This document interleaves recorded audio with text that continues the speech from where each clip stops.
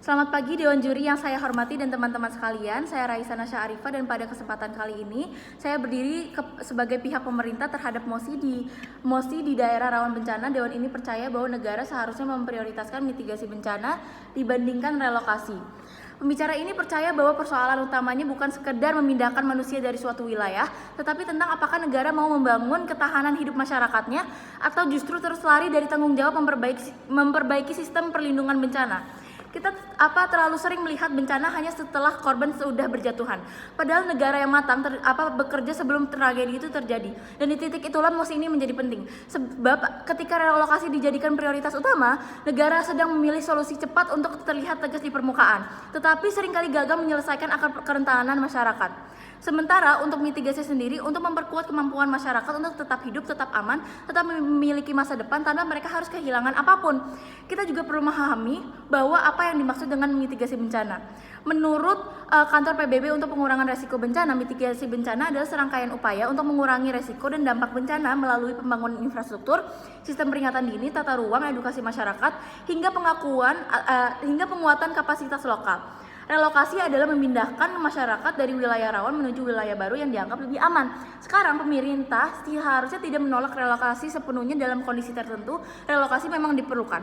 Tetapi yang diperdebatkan hari ini adalah mana yang seharusnya menjadi prioritas negara. Dan pembicara ini berpandangan prioritas itu harus jatuh pada mitigasi. Karena akar masalah dalam bencana modern bukan hanya tentang lokasi geografis, tetapi lemahnya kesiapsiagaan negara. Jepang berada di kawasan cincin api Pasifik. Gempa terjadi terus-menerus, tapi korban jiwa dapat ditekankan karena negara membangun budaya mitigasi yang sangat kuat. Artinya, kerentanan itu tidak selalu ditentukan oleh alam, tetapi oleh kualitas perlindungan negara terhadap rakyatnya. Menurut World Bank atau Bank Dunia, setiap $1 investasi mitigasi bencana dapat menghemat berkali-kali lipat biaya pemulihan pasca bencana. Jadi mitigasi bukan hanya lebih manusiawi, tetapi juga lebih rasional secara ekonomi dan pembangunan jangka panjang. Yang sering gagal dipahami publik adalah relokasi itu bukan proses yang sederhana. Ketika masyarakat dipindahkan, mereka tidak hanya kehilangan rumah, mereka akan kehilangan jaringan sosial, pekerjaan, akses ekonomi, identitas budaya, bahkan rasa memiliki terhadap ruang hidup mereka sendiri. Dalam banyak kasus, relokasi justru menciptakan kemiskinan baru, dan di titik inilah posisi pemerintah menjadi jelas. Negara seharusnya hadir untuk memperkuat daya tahan masyarakat terhadap bencana, bukan hanya menjadikan perpindahan sebagai solusi utama. Seperti yang pernah dikatakan juga oleh Amartya Sen, bahwa kebebasan itu bukan hanya menjadi tujuan pembangunan, tetapi juga menjadi cara utama untuk mencapainya.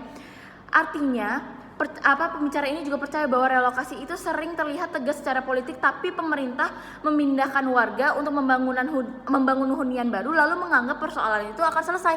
Tetapi sebenarnya masalahnya akan berlanjutan dan sistem mitigasi akan tetap lemah, tata ruang tetap buruk, kesiapsiagaan tetap rendah. Akibatnya bencana berikutnya tetap menimbulkan korban hanya berpindah lokasi.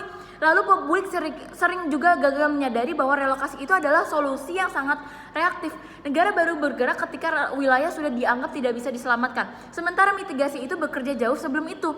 Mitigasi memperbaiki kualitas infrastruktur, sistem evakuasi, akses informasi, hingga koordinasi antar lembaga lainnya. Artinya negara sedang membangun sistem perlindungan permanen, bukan sekedar memindahkan titik kerentanan. Yang lebih berbahaya jika relokasi terus diprioritaskan, negara akan terbiasa untuk mengambil jalan pintas. Jadi mereka akan selalu bergantungan untuk pemindahan relokasi. Lalu apabila kita terus berpindah, lalu kita tidak ada mitigasi untuk meredamkan bencana, lalu apa yang bisa kita lakukan apabila yang hanya kita lakukan adalah pindah dan pindah dan pindah. Kemudian pembicara ini juga percaya bahwa ironisnya banyak proyek relokasi gagal ini memahami dimensi ini. Akibatnya muncul pengangguran baru, kemiskinan baru, konflik sosial, hingga masyarakat kembali ke daerah rawan karena tempat relokasi tidak mampu menopang hidup mereka.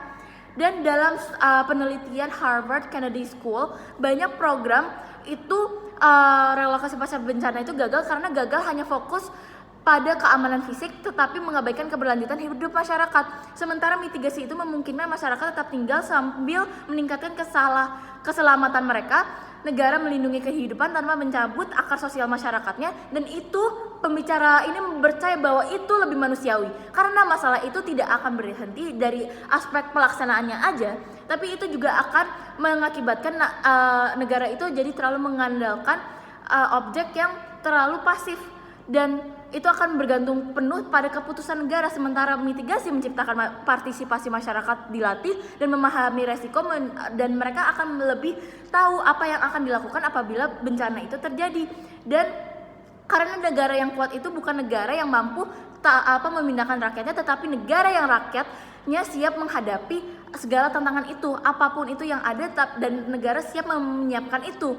Lalu mitigasi itu membangun keberanian bersama, bukan kepanikan bersama. Yang lebih penting, masyarakat tetap memiliki martabat dan kontrol atas hidupnya. Indonesia adalah negara kepulauan dengan ribuan wilayah rawan bencana, gempa, banjir, longsor, letusan gunung api, hingga abrasi pesisir tersebar di banyak daerah.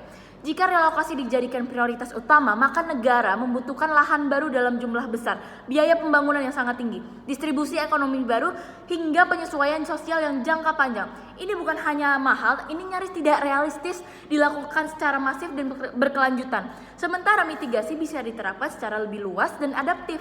Contohnya pembangunan tanggul, rumah tahan gempa, sistem early warning atau peringatan lebih dini, penghijauan daerah rawan longsor. Lalu dampaknya juga bisa dirasakan jutaan masyarakat sekaligus, dan infrastruktur yang kuat hari ini akan melindungi generasi berikutnya, dan ini akan berdampak selebih lama secara jangka panjang. Dan pemerintah juga sedang memilih solusi yang paling berkelanjutan bagi bangsa ini.